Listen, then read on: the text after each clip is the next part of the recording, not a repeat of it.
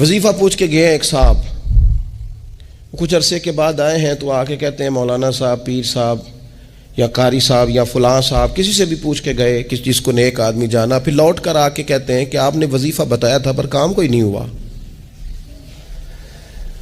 تو میں تو صاف کہتا ہوں اور کھلے دل سے کہتا ہوں کہ بھئی وظیفہ آپ کو بتایا تھا کہ اللہ کی رحمت متوجہ ہوگی، خدا کی رحمت کو آواز دینے کے لیے وظیفہ دیا تھا۔ کوئی بھی وظیفہ رب کو مجبور تو نہیں نہ کر سکتا معاذ اللہ۔ اور وظائف کس لیے پڑھے جاتے ہیں کہ جلدی سے معاملات ٹھیک ہو جائیں، میرے حق میں چیزیں بہتر ہو جائیں، تو اللہ کی رضا کے لیے پڑھے جاتے ہیں۔ تو وظائف کو، عبادات کو، نوافل کو، تلاوت کو، درود پاک کو تو رضا الہی کا ذریعہ بنانا چاہیے، لیکن ہم چونکہ ایک پورا الجھاؤ رکھتے ہیں اپنی دنیا داری کے معاملات سیدھے کرنے، ایک پورا خیر رکھتے ہیں۔ وہ لوگ ملتے رہتے ہیں مختلف بزرگوں کی نسبت کے تعلق سے، تو بعض جگہوں پہ بعض لوگ بڑے تیز ہوتے ہیں، یعنی ان سے آپ کی ملاقات ہوتی ہے تو بندے کو محسوس ہوتا ہے کہ یار اسے تو پہلے ہی ساری باتوں کا پتہ ہے، اور کئی دفعہ ان سے ملنے کے بعد احساس ہوتا ہے کہ یار اس سے تو تھوڑا سیکھ ہی لیتے تو بہتر تھا، یہ تو بات بڑی آگے نکل گئی۔ سارا پتہ ہوتا ہے، باشعور ہوتے ہیں، لیکن ڈر آتا ہے اللہ سے۔ اتنا باشعور آدمی، سمجھدار، پنچایت، پریا، لوگ، دین، دنیا سارا پتہ ہے، نماز کا ٹائم آ گیا تو وہ چھپتا پھرتا ہے، اس کی طبیعت پر بوجھ بن رہا ہے معاذ اللہ اللہ کے حضور حاضر ہونا، اسے خیر کا کام کرنا پڑ رہا ہے تو وہ ادھر ادھر نکلتا جا رہا ہے۔ تو سوال یہ ہے کہ پھر یہ شعور کا کیا مطلب رکھا ہوا ہے ہم نے؟ پھر اللہ سے دعا کرنے کی ضرورت نہیں۔ وہ حضرت عارف رومی رحمۃ اللہ تعالی علیہ فرمایا کرتے تھے بعض لوگوں کو رب سارا کچھ دیتا ہے، سجدے کی توفیق نہیں دیتا۔ اس کا مطلب یہ ہے کہ وہ کہتا ہے یہ سارا کچھ لے اور نکل جا، میرے گھر نہ آنا، رکھ سارا کچھ پاس۔ رب سے عافیت مانگی جائے، اس سے اس کا فضل مانگا جائے، اس سے اس کا کرم مانگا جائے۔ اللہ کے پیارے رسول صلی اللہ تعالی علیہ وآلہ وسلم اس عافیت مانگنے پر زور دیتے، توجہ دیتے۔ میں آپ کو صحیح بتاتا ہوں، رب نے اگر کسی بندے کو عافیت میں رکھا ہو نا تو حالات کیسے بھی برے چل رہے ہوں اس کا بگاڑ کچھ نہیں سکتے۔ اور اللہ تعالیٰ معاف کرے، 100 دفعہ خاکم بدہن، اگر کسی وقت اس کے کرم کی نگاہ پھر جائے تو پھر سارے اسباب سمیت بھی انسان اپنے پیروں پہ کھڑا نہیں رہ سکتا۔ اس سے جب تک طلب کرم نہیں ہوتا، طلب عافیت نہیں ہوتی، اس کی بارگاہ سے جب تک بندہ مومن پورا رجوع نہیں کرتا، یہ عافیت اتنی اعلیٰ چیز ہے کہ نبی پاک علیہ السلام نے فرمایا اذان اور اقامت کے درمیان جو وقت ہوتا ہے اس میں دعائیں رد نہیں ہوتی۔ دعا مانگا کرو گے تمہاری اللہ اپنے فضل سے قبول کر لے گا۔ عرض کی یا رسول اللہ کیا مانگے؟ تو فرمایا عافیت مانگو رب سے۔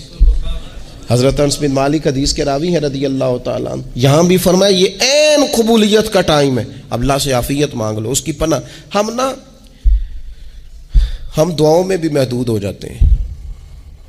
رب دا طالب کوئی نہ ملیا، جو ملیا طالب زردہ ہو، دعاؤں میں بھی حد بندی۔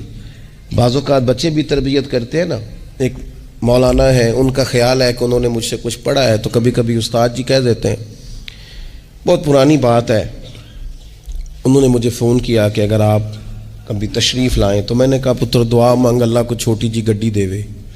تو اس بچے نے میری بڑی تربیت کی، کہنے لگا استاد جی اللہ کو لو منگنی ہے تو وڈی ساری منگو، آپ نے محدود کیوں کیا کہ بھئی یہ چھوٹی سی اللہ گاڑی کیوں اللہ چھوٹی دے، رب دے تو بڑی دے، اور رحمت سے دے، اللہ سے مانگنی ہے نا جی۔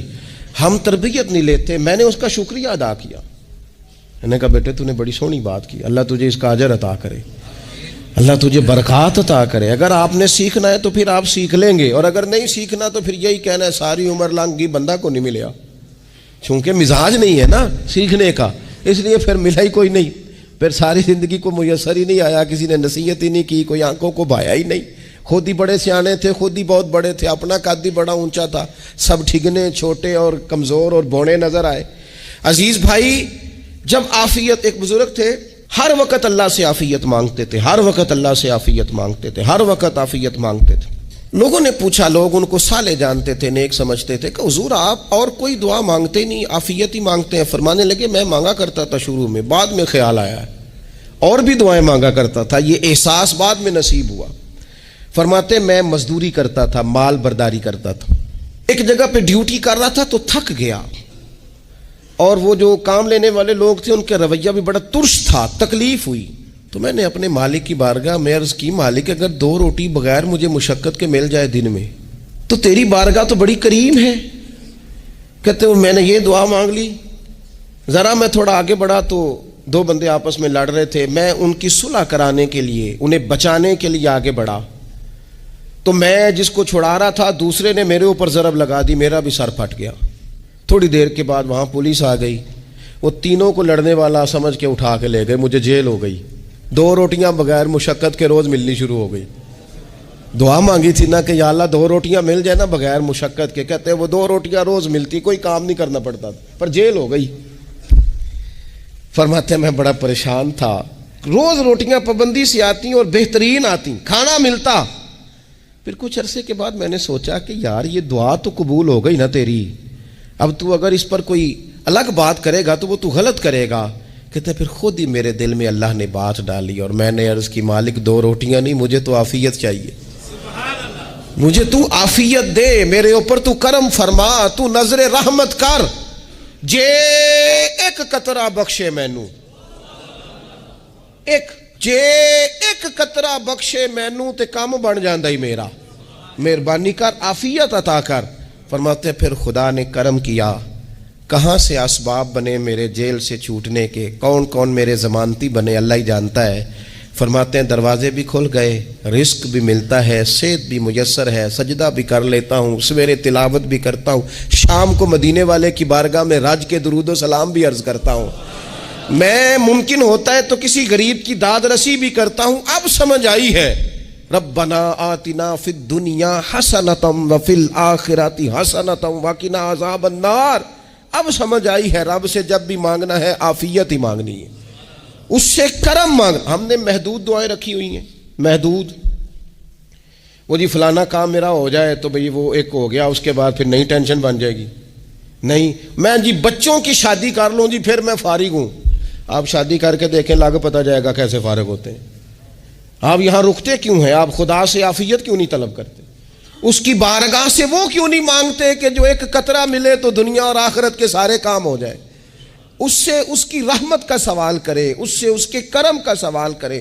اللہ کی بارگاہ میں بھی حاضر ہونا اور جچی تلی اور جناب ناپ تول کر اور محدود چیزوں کا سوال کرنا، مالک سے مانگے، اور وہ جب دیتا ہے تو دیتا بھی بے حساب ہی ہے، وہ جب عطا کرتا ہے تو کرم کے دروازے کھول کے عطا کرتا ہے، ورنہ تو ایک الجھن سے انسان نکلتا ہے دوسری میں الجھ جاتا ہے، ایک گتھی کو سلجھاتا ہے۔ پھر اقبال رو پڑے تھے، کہنے لگے میں عقل کی گتھیاں سلجھا چکا ہوں، یا رب مجھے صاحب جنوں کر دے۔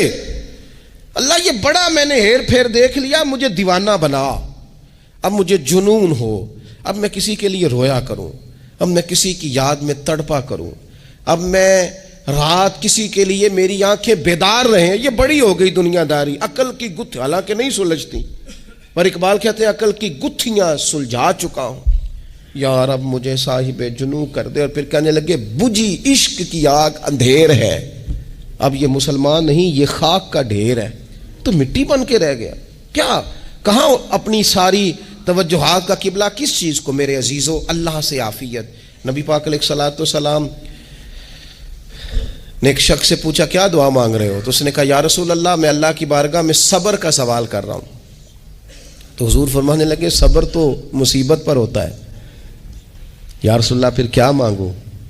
آپ ان جملوں اور لفظوں کی گہرائی کو سمجھیں، صبر کے لیے تو پہلے مصیبت آئے گی پھر صبر آئے گا، تو یا رسول اللہ کیا مانگوں؟ فرمایا تو رب سے عافیت مانگ۔ مانا کیا ہے؟ مصیبت آئے کیوں؟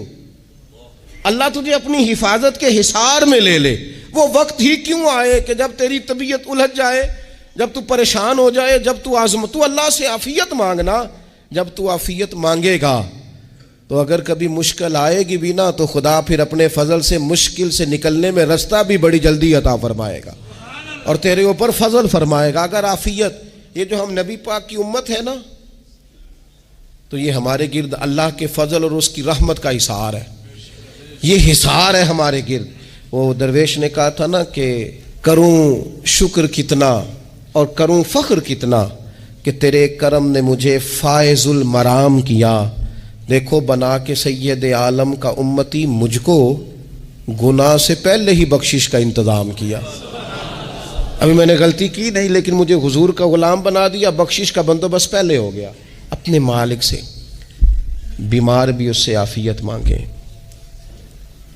مقروض بھی اس سے عافیت مانگے، بے اولاد بھی اس سے عافیت ہی مانگے، صاحب اولاد بھی اس سے عافیت ہی مانگے.